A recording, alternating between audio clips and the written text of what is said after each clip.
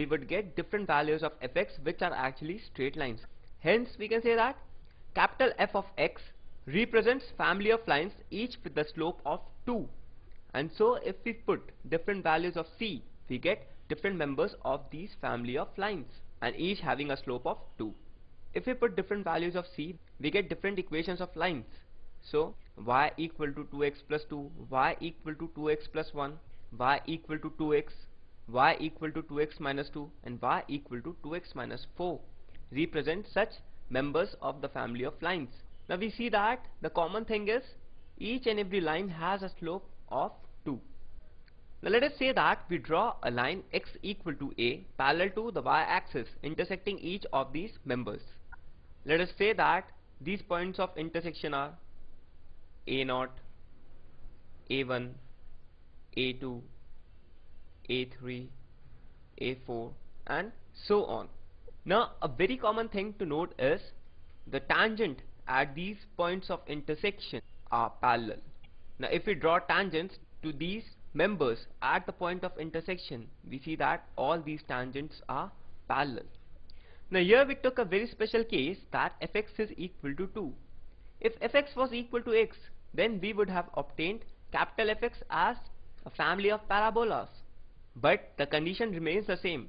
The tangents at all these points of intersection would have been parallel. Thus for different members we see that we would have obtained different tangents, but the slope of all these tangents is the same.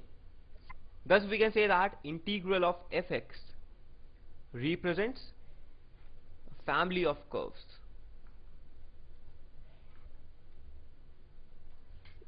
So let's try to see the basic properties of indefinite integrals. The first is integral of k into f of x into dx is equal to k into integral fx dx. Now k is a constant, so we can take this constant out of the integration sign and get the value as k times integral fx into dx. The second property is the integral of fx plus minus of gx is integral of fx plus minus integral of gx. That is, if we have sum of two functions, then we can individually find the integrals of these two functions and add them or subtract them up. And the third property is if the integral of fx dx is equal to g of x plus c, then the integral of f of ax plus b is equal to g of ax plus b divided by a plus c. So this third property says that if we know the integral of any function, then the integral of f of ax plus b is equal to g of ax plus b divided by the coefficient of x, that is a.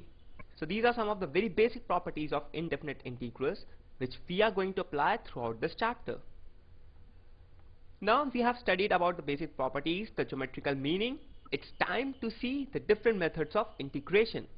So throughout this lecture we are going to see the different ways of calculating the integral of any function fx. The first method is the substitution method. This is the very common method of integration. Here we substitute the value of x by another function, and so it reduces the integral to a very standard form whose integral can be easily calculated. The second is by parts and using Eilert technique. Now what is this Eilert technique?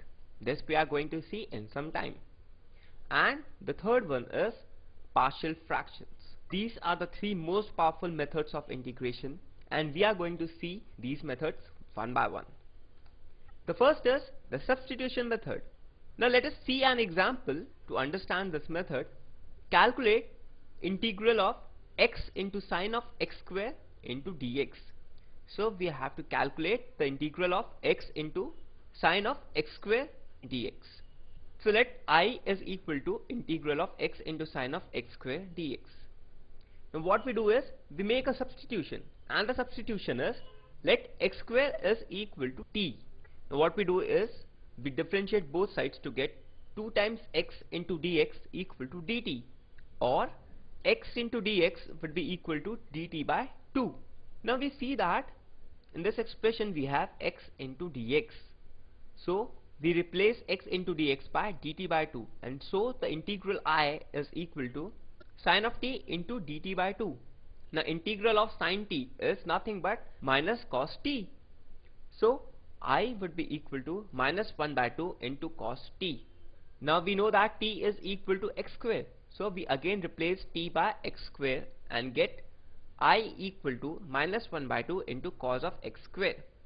Thus the integral of x into sine of x square into dx is minus 1 by 2 into cos of x square. So the pattern of substitution is very clear. What we do is we substitute in such a way that the unwanted quantities should go away with dx.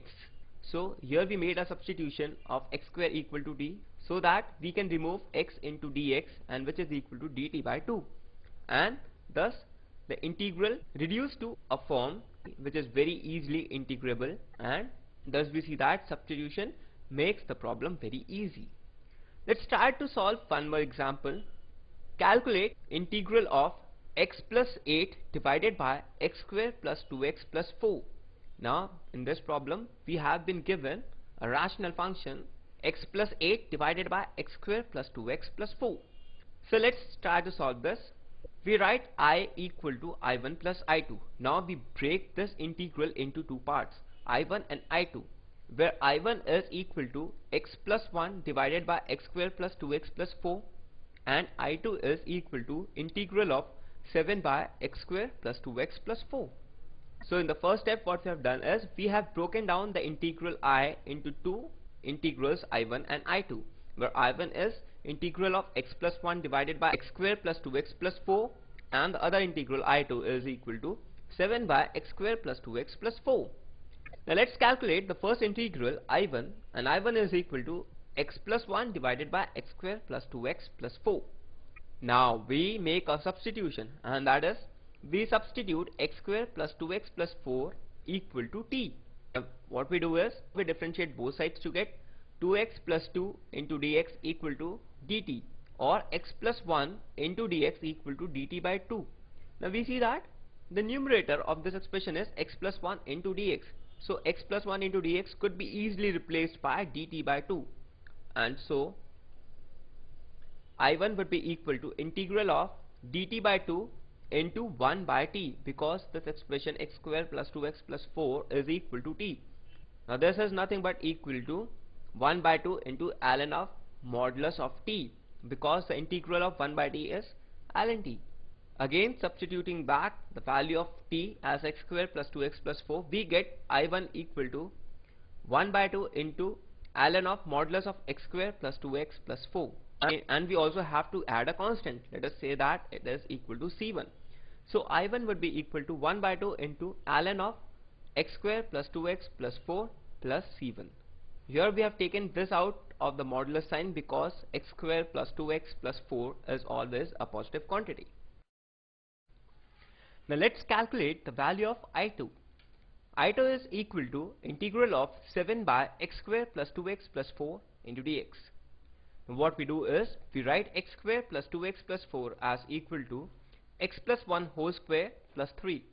So I2 would be equal to 7 into integral of dx by x plus 1 whole square plus 3. Now we know that the integral of 1 by x square plus a square is equal to 1 by a into tan inverse of x by a.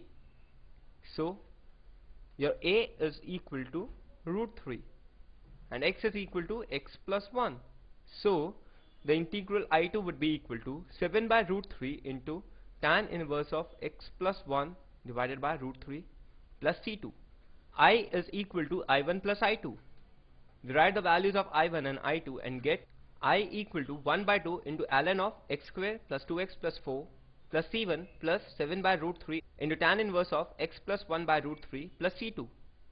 And this could be further written as 1 by 2 into ln of x square plus 2x plus 4 plus 7 by root 3 into tan inverse of x plus 1 by root 3 plus c. Thus we can say that very easily we have solved this problem. Let's try to solve an IIT problem. This problem appeared in 1985 and it is evaluate integral of under root of 1 minus root x by 1 plus root x into dx. So in this problem we have to evaluate the value of this integral. So Let I is equal to integral of under root of 1 minus root x by 1 plus root x. Now what we do is we make a substitution, and that is x equal to cos square theta. Now differentiating both sides, we get dx equal to 2 times cos theta into minus sin theta into d theta. So we write the value of dx here and value of x equal to cos square theta. So I would be equal to under root of 1 minus cos theta divided by 1 plus cos theta into 2 times cos theta into minus sin theta into d theta. This is equal to 2 times tan of theta by 2. So integral I would be equal to 2 times tan theta by 2 into sin theta into cos theta into d theta. Now this could be further reduced to minus 2 into integral of 2 times sin square theta by 2 into cos theta into d theta. Now 2 times sin square theta by 2 could be written as equal to 1 minus cos theta. So this becomes minus 2 into integral of 1 minus cos theta into d theta. This is equal to cos theta minus cos square theta. Now we also know that 2 times cos square theta would be equal to 1 plus cos of 2 theta. This is a trigonometric identity. Hence I would be equal to minus 2 into integral of cos theta into d theta plus integral of 1 plus cos 2 theta into d theta. Now the integral of cos theta is sin theta, and the integral of 1 plus cos 2 theta would be theta plus 1 by 2 into sin 2 theta. So I would be equal to minus 2 into sin theta into theta plus 1 by 2 into sin 2 theta plus c. Substituting back the value of theta, we get I equal to minus 2 into under root of 1 minus x plus cos inverse of root x plus under root of x into 1 minus x plus c. Once again, what we do is we make a substitution x equal to cos square theta in this expression, and finally this expression reduces to a form which is easily integrable, and hence the value of I is equal to minus 2 into under root of 1 minus x plus cos inverse of root x plus under root of x into 1 minus x plus c. Let's try to solve one more IIT problem. This problem appeared in IIT JEE 1979, and it says that integrate x square by a plus bx whole square. So in this problem we have to integrate this expression, that is x square by a plus bx whole square. So let's quickly look at the solution of this. Let us say that I is equal to integral of x square by a plus bx whole square into dx.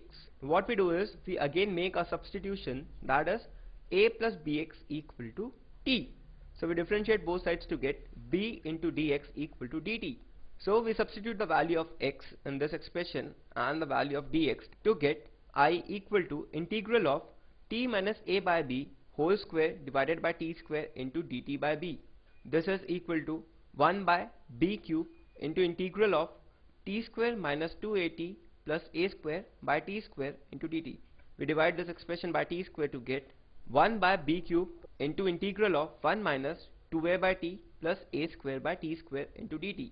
The integral of 1 is t, the integral of 2a by t is 2a log t, and the integral of a square by t square is minus a square by t. So I would be equal to 1 by b cube into t minus 2a log t minus a square by t plus c.